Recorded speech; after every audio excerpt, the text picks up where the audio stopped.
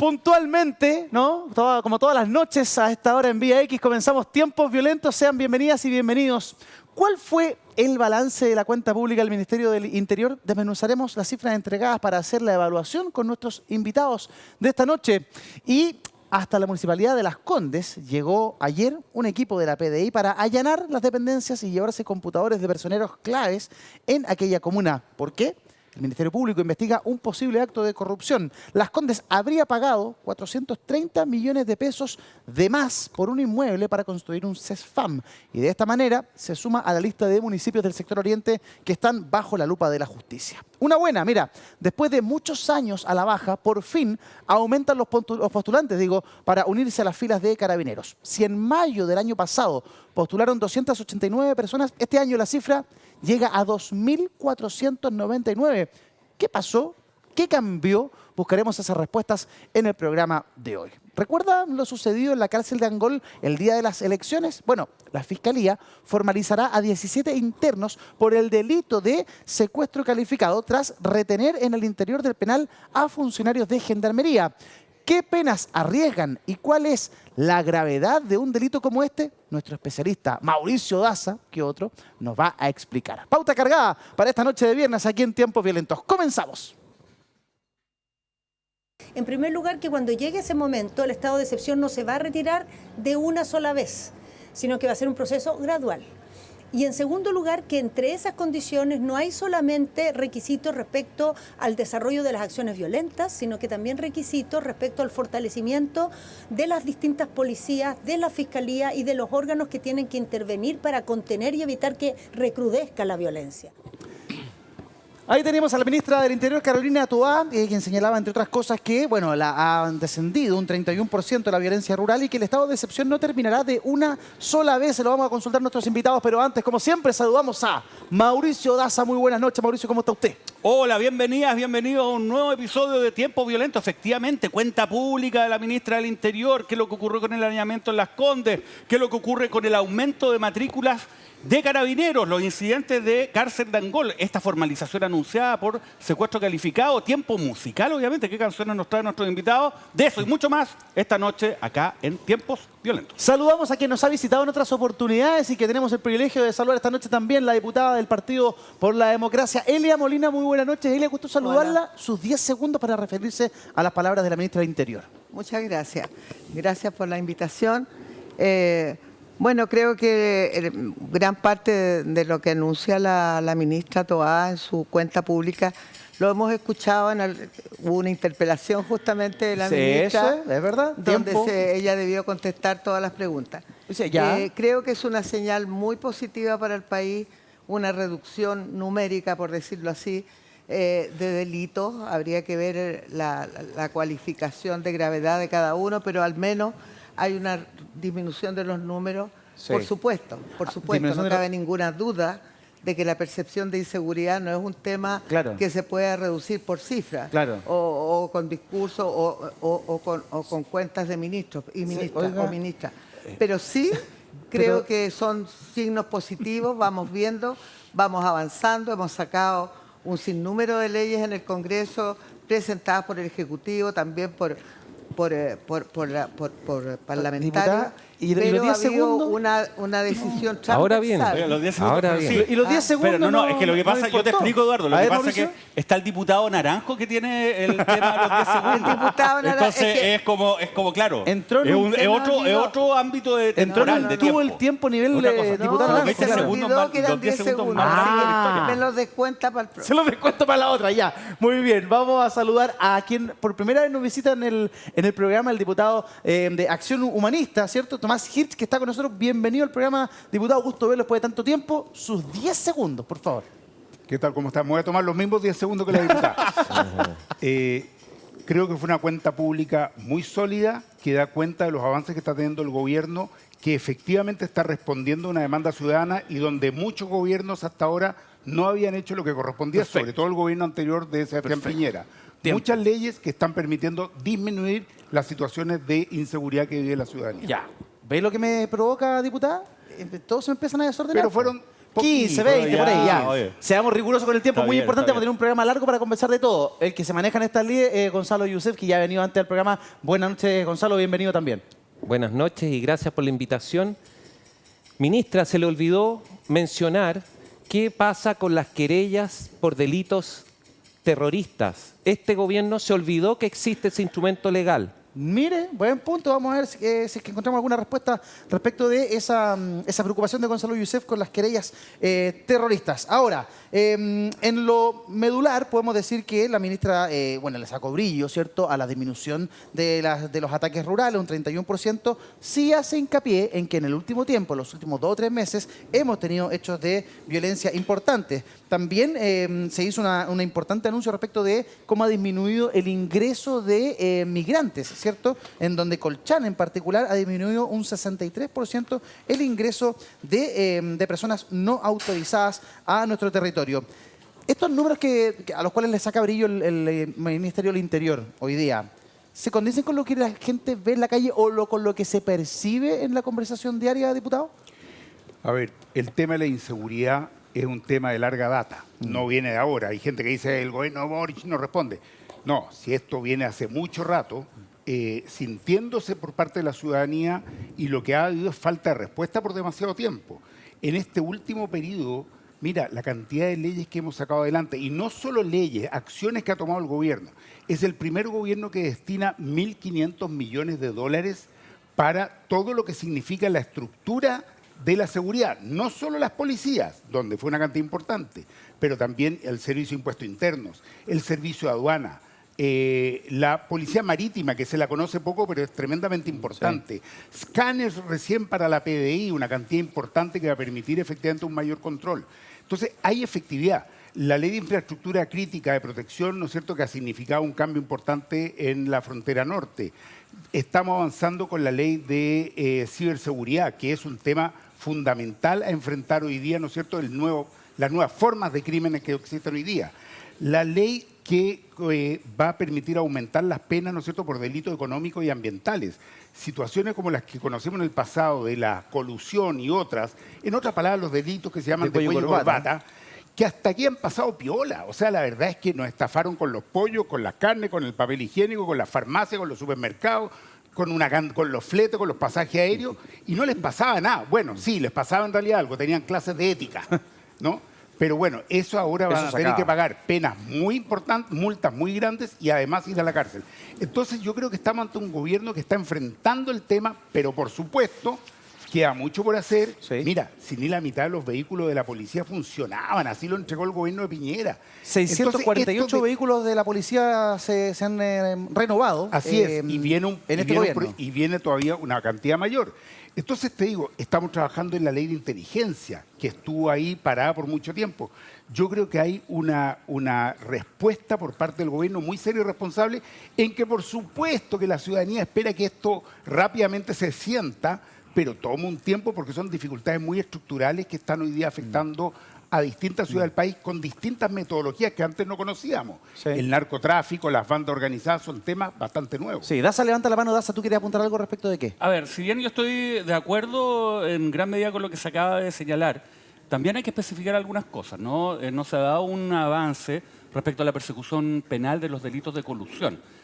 Se requiere una querella criminal para los efectos de que la Fiscalía pueda pronunciarse e investigar estos delitos, ¿no? Y una querella de la Fiscalía Nacional Económica que en la práctica habitualmente no las presenta. Respecto de los delitos tributarios, lo mismo, ¿no? El tema del Servicio de Impuestos Internos, se requiere denuncia o querella del servicio, y ya vimos lo que ocurrió, ¿no?, en una autoridad que fue nombrada por el gobierno de Michelle Bachelet, que fue ratificada por el gobierno de Sebastián Piñera y que lideró una operación de impunidad, como el señor Barraza, ¿no?, que era director hasta hace poco del Servicio de Impuestos Internos, que derechamente no presentó las querellas y generó un espacio de impunidad. Estos temas no se han tratado, ¿no?, porque son más o menos complejos, porque daría pie a una persecución penal efectiva, probablemente de este tipo de delitos, ¿no? Pero en lo demás, bueno, ha avanzado. Y es verdad que yo creo que finalmente el gobierno ha estado básicamente reaccionando a una agenda que se impuso por la opinión pública. Esta no es la agenda que tenía el gobierno al momento de entrar, ¿no? Y por lo tanto también hay que reconocer de que muchos de estos proyectos han avanzado a partir de un acuerdo transversal de todos los sectores políticos. Me quedo dando vuelta a lo que planteaba Gonzalo en sus 10 segundos respecto de las querellas criminales, que las echaba de menos, ¿cierto? Y respecto de lo que pasa, por ejemplo, en el sur, para ir con la consulta, Gonzalo, la ministra informó de un descenso, un 31% de la violencia rural en la zona macrosur. Asimismo, se contabilizó un aumento de las condenas obtenidas en los últimos 3 años. 59 sentencias el 2020, 108 el 2021 y 217 en 2022. ¿Dónde extrañas las querellas criminales tú? A propósito de delitos antiterroristas, las cifras que da la ministra efectivamente son tales, pero dicen relación, y si hay que establecer un factor causal que ha contribuido a la persecución penal y a los buenos resultados de la persecución penal, dice relación con el aumento de penas a los delitos de robo de madera.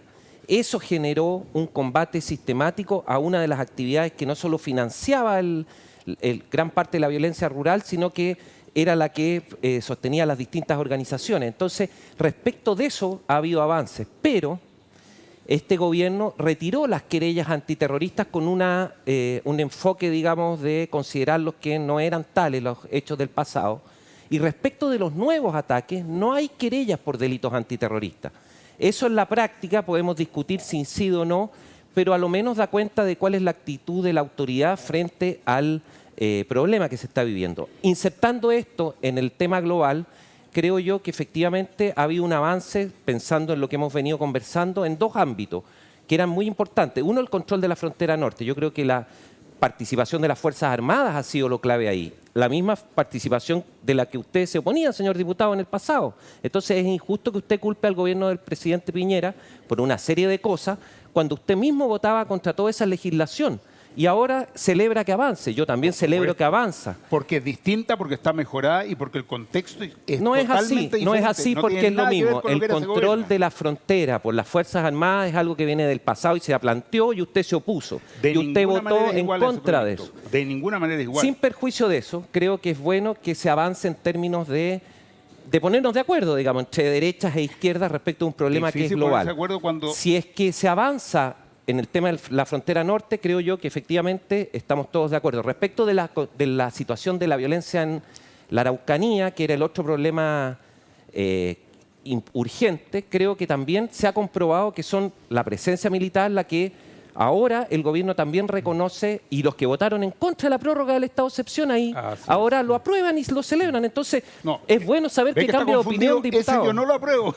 Ah, y todavía no lo aprueba. Estamos confundidos. Entonces, el mismo está en contra y vota en contra de la No, extensión tampoco del voto en estado de contra. Le vamos a excepción. tener que pasar un poco... para... Se Está el canal de la ¿qué Cámara. hace? Se abstiene. abstiene. Se abstiene. Derecho a réplica, y diputado ahora Hirsch. se Gracias. abstiene y ahora celebra las cifras. Déjelo replicar y quiero la opinión de la diputada No, Molina, sí, que está muy silente. Va a ser una réplica muy cortita, simplemente para decirle a quien nos acompaña que es bueno. Está el canal de la Cámara, no es el más entretenido del mundo, pero Es súper fome, diputados. si lo mirara, conocería muy bien. Nunca lo voy a mirar, muy aburrido. Bueno, pero Para opinar... No era claro, derecho a pero réplica. usted está diciendo que él se pero- oponía, usted está diciendo que él se oponía y él dice que no se ha puesto. Dice que se abstiene. abstuvo. Si puedo tener el Se derecho a abstuvo. réplica, lo utilizo. Ejérzalo, Es plenamente. que cuando... No, pero Gracias. lo tiene. Dele. Perdón. Sí, lo estamos escuchando. Creo que hay un contexto muy diferente en este momento y que el gobierno ha visto el modo de ayudar, ¿no es cierto?, a que efectivamente tengamos un buen control de la frontera norte y está surtiendo efecto. Efectivamente hemos apoyado en esta etapa esa ley de infraestructura crítica con las modificaciones que se hicieron, que no es la misma que teníamos durante el gobierno de Sebastián Piñera. En segundo lugar, efectivamente, y yo así lo he explicado públicamente sin ningún problema, me he abstenido respecto de lo que significa el estado de excepción en el sur, porque entiendo las motivaciones, pero creo que no podemos convertir en permanente un estado de excepción, y así lo he conversado con el gobierno, y muy bien. Y creo que no me cabe duda que hay que mirar lo que estamos avanzando, y estamos avanzando muchísimo en materia de seguridad. Por lo tanto, poner el foco en que el gobierno no utilizó una determinada ley, que los motivos son otros por lo demás, porque es muy difícil probar que está la intención de causar terror, cosa que no se ha explicado hasta acá. Sí. Elia Molina, me gustaría su opinión, diputada, respecto a lo que planteaba Gonzalo. Hay doble estándar, si usted quiere, en la ministra del Interior, que es además del PPD, ¿cierto?, que ha estado en la polémica los últimos días por varias cosas, al no presentar querellas criminales respecto de lo que pasa al menos en la zona macrosur. Por delitos terroristas. Por delitos terroristas, sí. Bueno, yo soy la única que no soy abogada aquí. No, yo tampoco. Ah, tampoco. Oh, benditos sean ustedes entre todos los seres humanos. Tres Dos no personas abogados, así que muy bien. Muy bien, Muy bien. Tampoco, no, abogado, no. Yo soy, Somos mayoría. yo soy médica nomás, pero yo no creo que se pueda ser tan absoluto como dice usted, colega diputado. No soy diputado. Pucha, Ah, no. estoy súper No, bien. no, no. Gonzalo Youssef, abogado penalista, ex director de Fue la ANI. director de la ANI en el primer Es que gobierno como de ellos, Sebastián yo soy nueva Yo en la el embarré. Congreso y Ya se ellos, fue. Ya nos peleamos. ellos se tiraban tantas cosas para allá y para acá. Yo pensé Parece que no, venían- un Ya, pero intercambio, usted claro. no considera que hay un doble estándar al no presentar No, querellas yo no creo. criminales. Yo creo que, tal como ha dicho el diputado Hitch, es muy difícil, por ejemplo, el robo de madera. El robo de madera, es verdad que un porcentaje se podía adjudicar a los movimientos reivindicacionistas de la Araucanía, pero un tremendo porcentaje no tenía nada que ver, eran ladrones nomás, y Ya. narcotraficantes. Por lo tanto, creo que el llamar acto terrorista a algo tiene que estar muy bien fundamentado. Ya. Y es difícil. Ahora, dicho eso, ya pagué los 10 segundos que me pasé. Dicho eso, yo quería decir algo. Yo entiendo que a la gente le hace mucho sentido la seguridad puesta con uniforme. Y a mí también me lo hacen. No soy ajena. He votado por todas las leyes, aprobado todas las leyes de excepción, la participación de los militares, porque creo que nosotros tenemos traumas también con la dictadura. Probablemente todo el tema militar somos un poquito, para mi gusto, prejuiciosos en algunos aspectos. Y yo no lo soy. Creo que este es otro momento, es otra vida, es otro mundo, otra sociedad. Y creo que tenemos que usar todos los recursos disponibles, manteniendo siempre por sobre cualquier valor los derechos humanos. Yo creo que tenemos que usar todas las herramientas posibles para poder no solamente realmente combatir la delincuencia, el narcotráfico, la migración desatada, sino también para revalorizar nuestros uniformados, nuestras Fuerzas Armadas, nuestros carabineros, y creo que esa es la razón por la cual hoy día hay muchas más matrículas de carabineros, porque la gente tiene más respeto, y después de haber metido la pata a harto carabinero en el estallido social, yo creo que han tenido un periodo de reivindicación. Así que yo no creo que haya doble estándar. Yo creo que es difícil determinar cuando Ahora, si uno tiene la intención de que cualquier cosa sea acto terrorista, puede hacer miles de querellas. Puede terminar quizá en qué. Ahora, pero ¿qué no dijo? se trata de eso, se trata de ser Sí. justo. Ya, pero deme un segundo ahí, diputada. Mauricio, estado de excepción en la Araucanía. ¿Cómo lo ves tú? A ver, yo creo que el debate en esta materia ha evolucionado y hay que dar cuenta de aquello. Es cierto que, por ejemplo, la ley de infraestructura crítica fue presentada en un primer momento durante el gobierno de Sebastián Piñera y fue rechazada.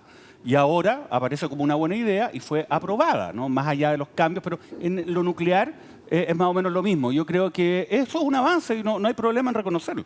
Ahora, yo creo que para esto hay que ser pragmáticos, ¿no?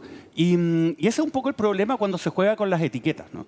La etiqueta terrorismo es una etiqueta que vende mucho, ¿no? Y también vende harto electoralmente. Y de esa perspectiva se utiliza, yo diría que sin considerar si es que esto sirve o no en la situación actual para poder hacer una persecución penal efectiva de la delincuencia, de los delitos, de los hechos que hemos conocido, por ejemplo, en la Araucanía. Yo creo que sirve poco. ¿Y sirve poco por qué? Porque se modificó la ley de conductas terroristas precisamente en el primer gobierno de Sebastián Piñera. Me acuerdo que fue un proyecto que fue liderado por el entonces ministro del Interior, Rodrigo Ginspeter. Y finalmente se estableció que para acreditar este delito se tenía que establecer una intención, ¿no? Y eso disminuyó la posibilidad de poder obtener condenas. Entonces, en muchas ocasiones, los fiscales obviamente dicen, bueno, vamos por delito terrorista, qué sé yo, tienen que tener una mochila probatoria muy fuerte y al final las causas se caen. Acá yo creo que lo más eficaz es que, por ejemplo, se persigan como asociaciones ilícitas, ya sea para el robo de madera, ya sea para cometer otros delitos asociados graves como incendios, u otras vías para tener una respuesta clara. Si acá lo importante finalmente es descubrir la verdad de lo que sucede y además desbaratar a estos grupos, más allá de la etiqueta que se le coloque, tanto así de que ahora hay un proyecto de ley que está siendo impulsado por distintos sectores para modificar esa legislación terrorista, ¿no? Porque finalmente, ¿qué es lo que ocurría? Y es cosa de ver los números. Gran parte de las personas, obviamente, que son imputadas por esta ley, están en prisión preventiva durante un largo periodo de tiempo porque esa legislación lo permite, ¿no? O sea, hace mucho más fácil el poder meter presa a gente en un comienzo de la investigación, para decirlo de alguna forma. Pero hace mucho más difícil que finalmente sean condenados. Entonces hay muchas personas que estuvieron en prisión preventiva y que finalmente fueron absueltas. Acá, más allá del título que usted le ponga, lo importante son investigaciones penales eficaces que permitan desbaratar estos grupos y que permitan finalmente impedir que estos hechos se reiteren. La carátula terrorismo, claro, lo hemos conversado en otras oportunidades, es vendedora, se ha utilizado muchísimo también. Y hay otra carátula que ha aparecido en el último tiempo, en el último año, que es el crimen organizado. Ahí la ministra del Interior también se refiere en su cuenta pública respecto de cómo combatir al crimen organizado. Escuchémosla. Desbaratar la economía del crimen organizado, generar acciones para prevenir la corrupción y la cooptación por parte del crimen organizado. El crimen organizado maneja mucha plata y una de las maneras en que actúa es que corrompe, inhibe, coopta autoridades, policías, jueces. Eso ha pasado en todos los países donde el crimen organizado avanza y no vamos a permitir que pase en Chile. Y no vamos a permitir que pase en Chile, no lo vamos a permitir. Se adelanta la ministra y dice, eso no va a pasar acá. ¿Qué es lo que no va a pasar? Que coopten jueces, policías, que corrompan a partir del amplio poder económico que maneja efectivamente el crimen organizado. El ministro de Justicia, Luis Cordero, estuvo aquí en el programa hace un par de semanas atrás y nos señaló, para que exista el crimen organizado debe existir necesariamente corrupción.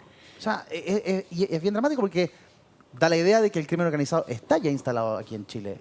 ¿Se logra parar algo que ya está instalado en nuestro país? Diputado. Sí, yo quiero tocar un aspecto bien específico. Es claro que con el crimen organizado lo que buscan ellos es dinero, es acrecentar sus fortunas obtenidas en forma ilícita. Sí. Por tanto, es fundamental perseguir la ruta de ese dinero. Ahí hay que poner un foco y el gobierno en este momento está trabajando en esa dirección. Sin embargo, a mí me llama la atención que cuando en el Congreso discutimos este tema, particularmente en relación a la ley que persigue el narcotráfico, en ese punto la derecha, pero en pleno, saltaron de los asientos para negarse rotundamente a la apertura de cuentas bancarias, a facilitarle y permitir que la apertura de cuentas pudiera ser más una facultad levantar más el secreto más bancario. alta. El secreto bancario. Sí. Terror con ese tema.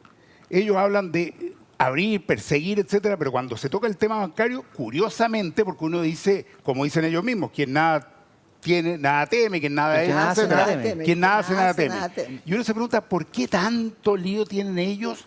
Esos sectores particularmente que sabemos que muchas veces representan a grandes poderes económicos, cosa de ver lo que ha pasado en los últimos años, ¿no es cierto?, con ciertas leyes donde ha estado las pesqueras, las ISAPRE, la AFP, que no quieren que se abran las cuentas, se levante el secreto bancario.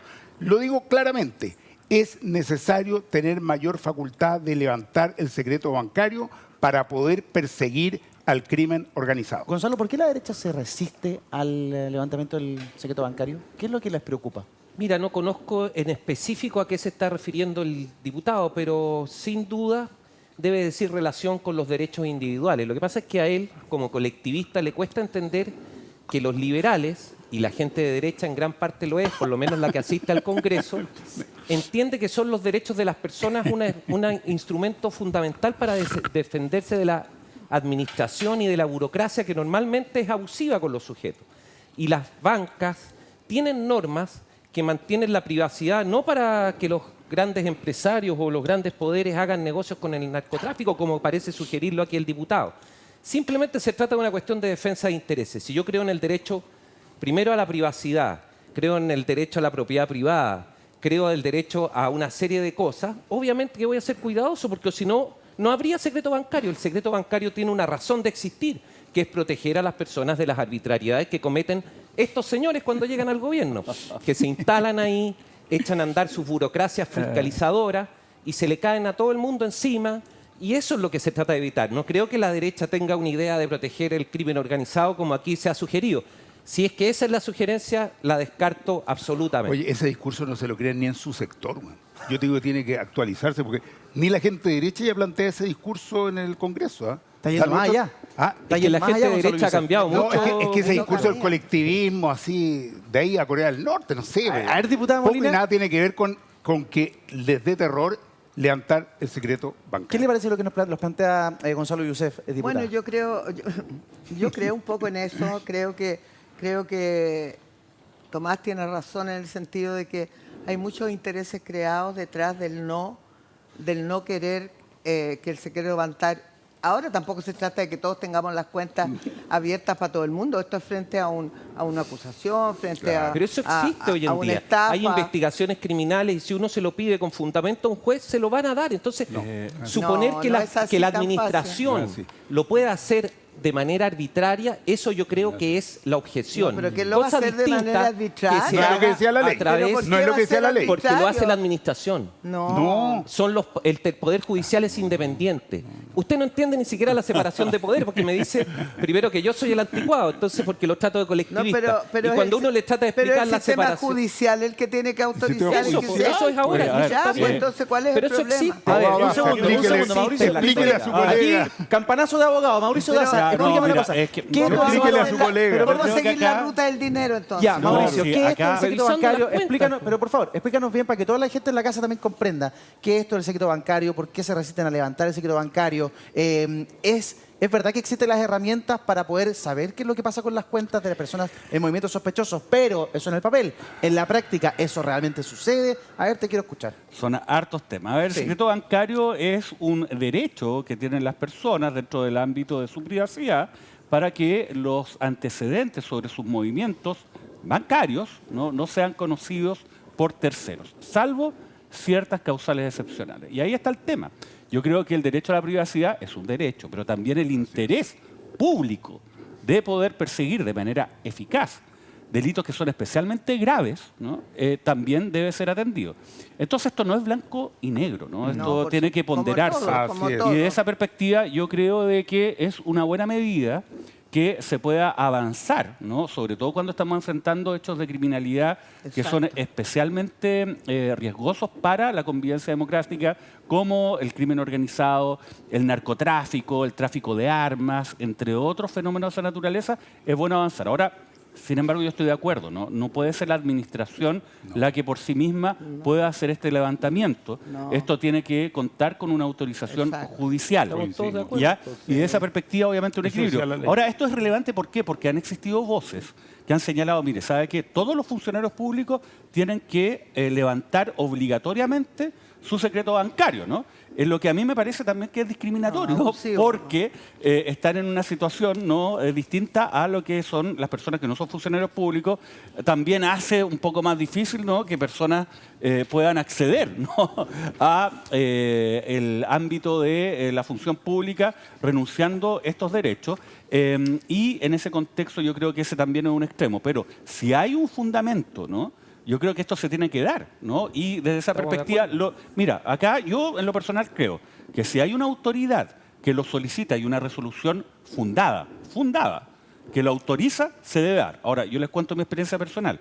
A mí me ha tocado defender a altas autoridades en casos donde han sido investigados. Y les debo decir que sin conocimiento de estas autoridades se han levantado secretos bancarios de 10 años consecutivos. Fíjense, sin que siquiera la persona no investigada lo haya sabido. O sea, Mira. en la práctica, ¿no? Sí, O sea, hay. yo pedí Existe. copia de la investigación y de repente ahí descubrimos 10 años porque el Consejo de Defensa del Estado lo pidió fundadamente y fíjate que los tribunales lo dieron también.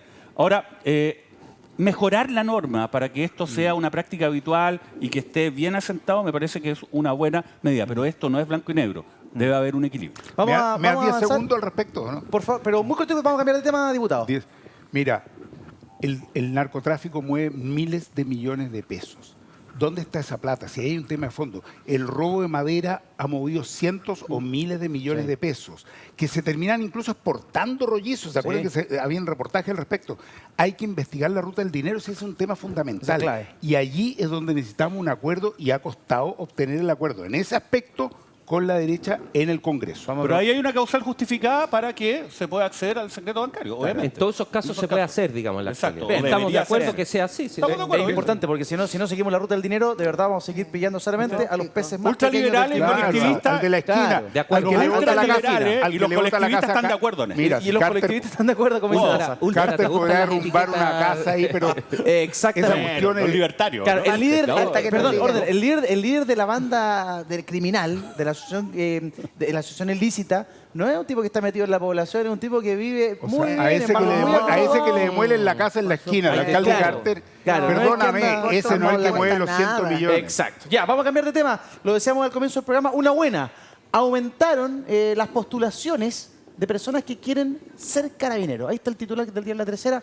Lo señaló el general director de Carabineros, Ricardo Yáñez, el general Ricardo Yáñez, quien expuso ante los funcionarios de la institución el fuerte incremento en el interés por querer ser carabinero, donde en 2 meses los requerimientos aumentaron un 765%. Las cifras quiebran una negativa tendencia a la baja desde el estallido social en adelante, lo cual es destacado por la institución, atribuyendo al alza 2 factores: los nuevos requisitos para ingresar a las escuelas de formación y la recuperación de la confianza. ¿Qué fue lo que dijo el general Yáñez? Veamos parte de aquello, mire.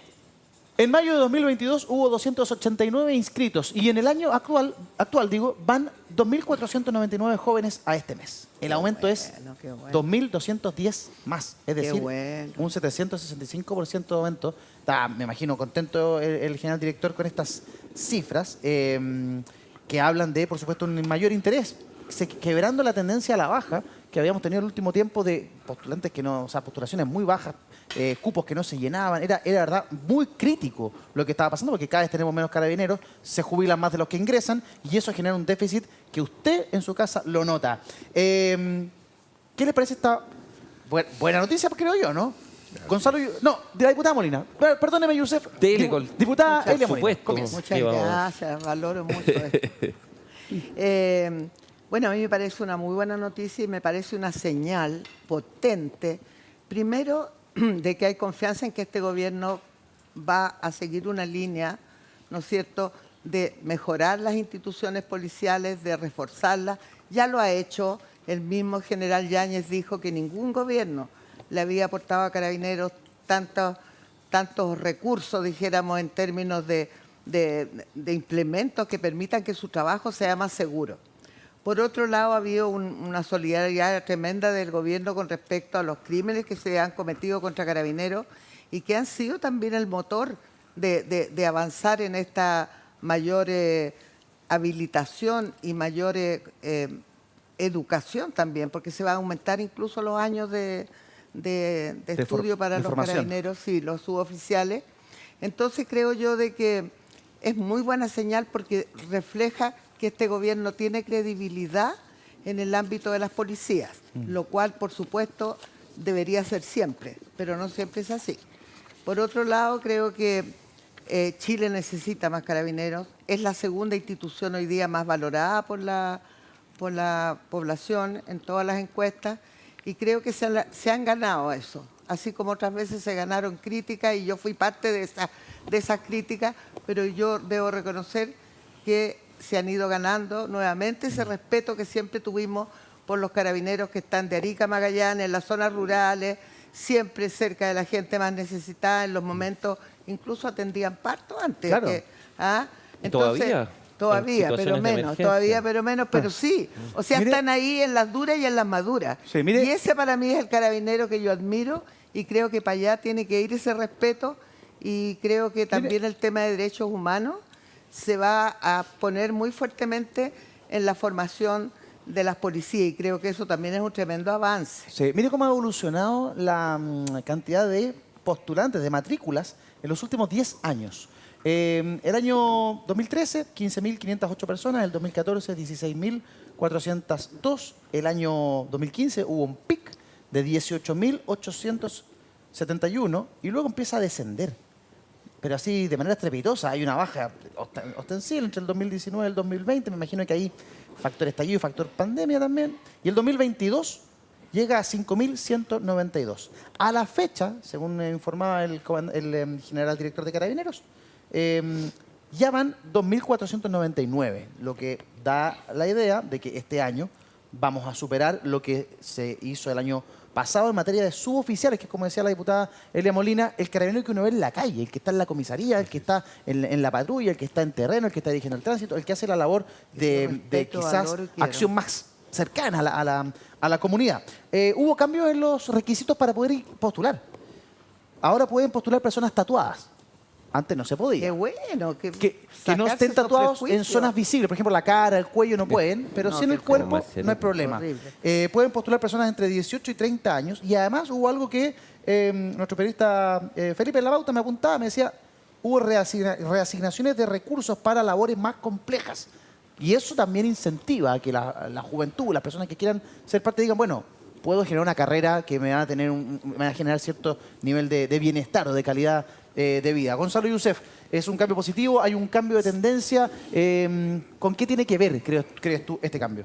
Mira, primero yo creo que, y compartiendo lo que se decía aquí, hay que celebrar que Carabineros esté mejor, sin perjuicio, digamos, del enfoque político o el lugar que nos toque ocupar, porque Carabineros es una institución permanente del país que tiene 100 años, que ha estado ahí por una razón, surgió para terminar con las policías municipales y con el bandolerismo, y parece que funcionó, y este modelo de una policía uniformada que se criticó y hubo todo tipo de críticas, y ya vamos a entrar al tema del otro, digamos, de por qué aumentó y cuál es, creo yo, la causa, pero sin duda hay que celebrar eso, y volviendo a los espíritus republicanos de antes de las barbaridades del 2019, está bien que Carabineros sea una institución bien evaluada, presta servicios, no a nosotros a lo mejor, o también a nosotros, pero sí a la gente en las zonas rurales.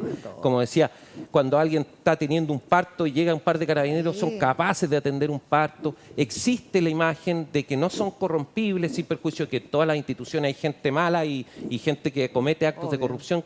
Carabineros de Chile es una institución honesta, existe la idea de que uno no les puede pasar dinero en la calle, entonces yo creo que eso es algo muy bueno.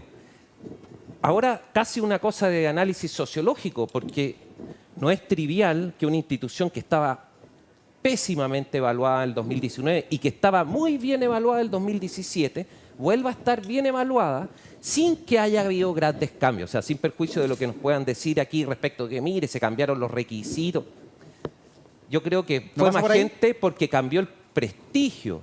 Ser postulante o estar en Carabineros de Chile el 2020 con el ambiente que se vivía, buenos, malos, justificados, injustificados, sin siquiera entrar en ese análisis, creo que es un factor que debe llamar a reflexión cómo las cosas cambian y solo por el ánimo. Yo creo que no hay un gran cambio en Carabineros. Carabineros es la misma institución del año 2019 y es la misma institución del año 2010 y quizás la misma del año 2000.